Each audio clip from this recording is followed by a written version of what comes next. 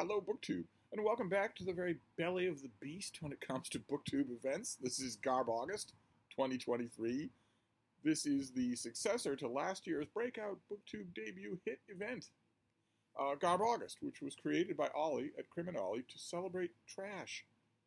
It's got all of us reading garbage in the month of August and liking it. It's felt like a natural fit to me because I've been adding garbage to my reading for a long time, from almost the beginning of my reading journey. So it feels natural. I would read this stuff anyway. It's just an extra joy to know that there are a whole bunch of people out there reading it with me now. That's wonderful. So I've been adding a little Garbaugust to every reading cycle that I do, not usually during the day when I've got other stuff to do, but my night's reading, I've been adding a piece of garbage. And I added a nice quick one last night. This thing, Monster from Out of Time by Frank Belknap Long. Frank Frazetta cover there. This is, pub date is 1970. It's a little bit hard to tell with this author. He was a fixture of the pulp world, a fixture of weird tales.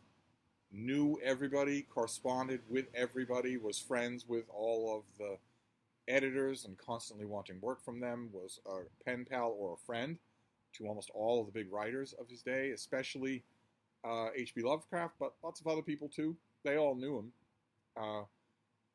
And Frank Belknap Long is a perfect example of how fickle fame can be, and also the proceeds of fame.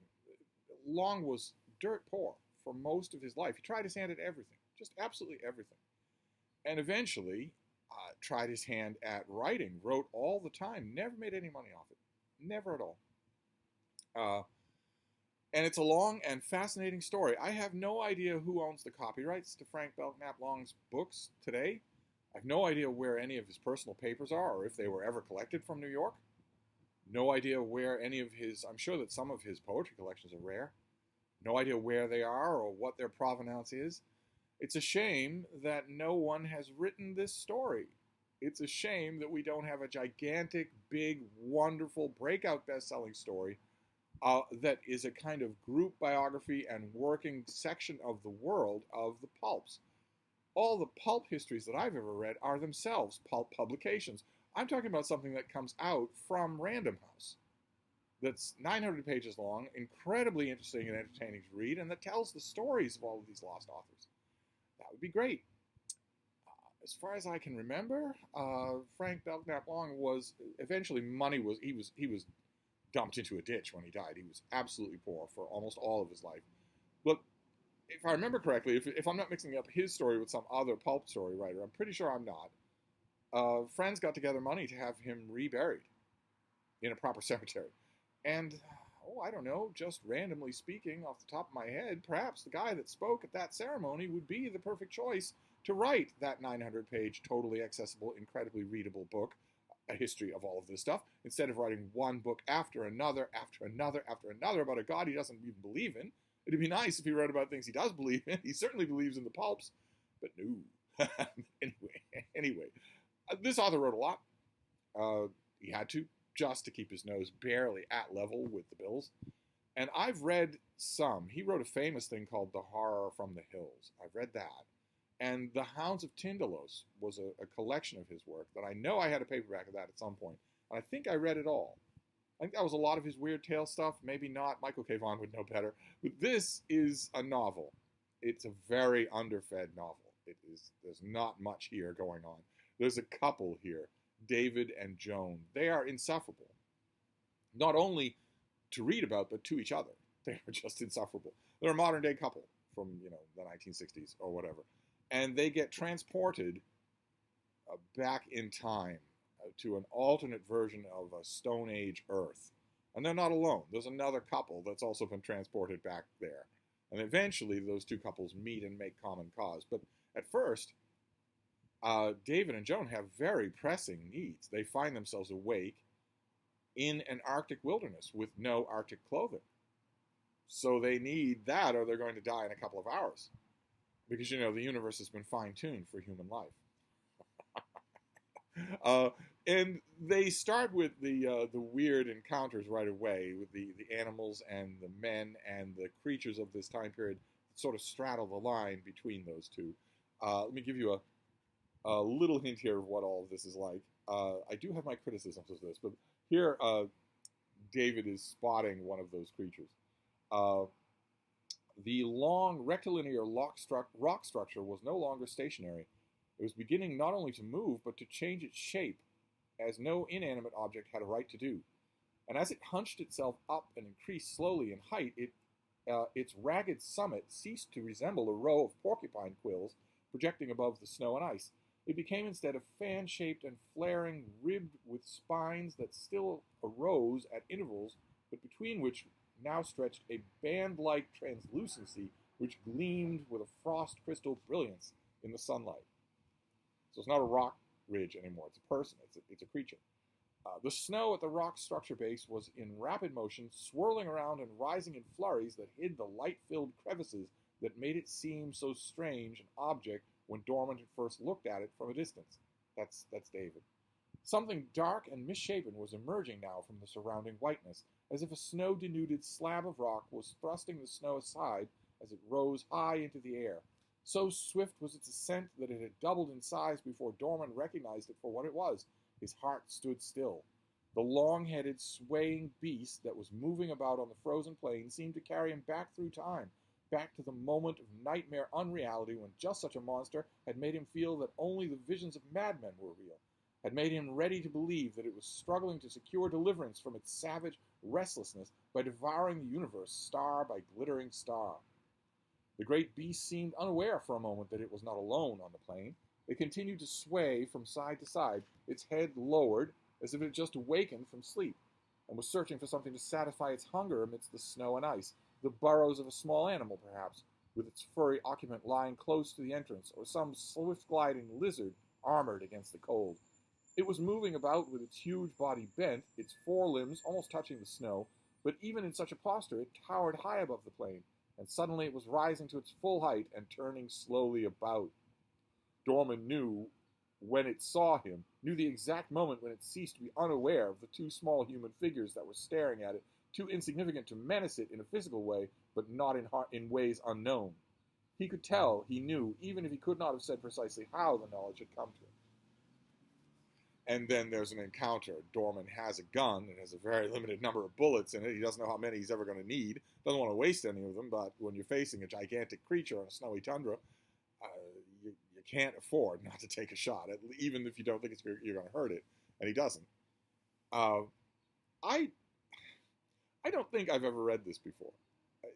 All the way to the conclusion, I was thinking, okay, surely you know what's coming, but I honestly don't know if I'm just conflating it with the literal million people transported to an alien time or a prehistoric time novels that I have read.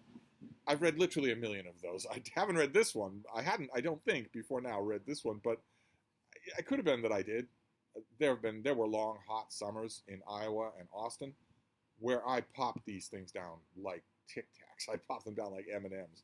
And you could do that back in those days because Austin had a million used bookstores. Every sizable town in Iowa had at least one used bookstore, and the big ones had two or three.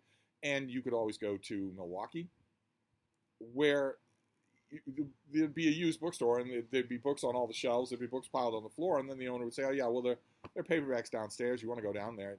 You can just take 5 of them for $1 if you want." You'd go down there, and tables would be just piled with these things, with these kinds of paperbacks, just piled with them. If I could go back in time, knowing what I know now, if I could go back in time, I would bring a tote bag, which no one had then. No one had tote bags then.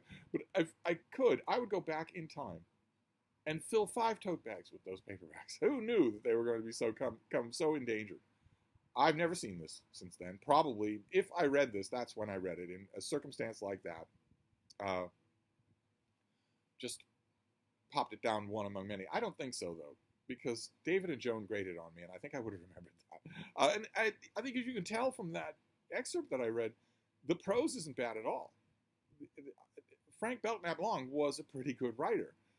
It's a shame that the world never realized that. Certainly his peers did. They voted him awards. They routinely talked about him as an expert in their private correspondences when they didn't know he was listening. It's a shame that they couldn't have worked up some sort of pension. He and his wife wouldn't have needed much of a pension. They certainly didn't have anything.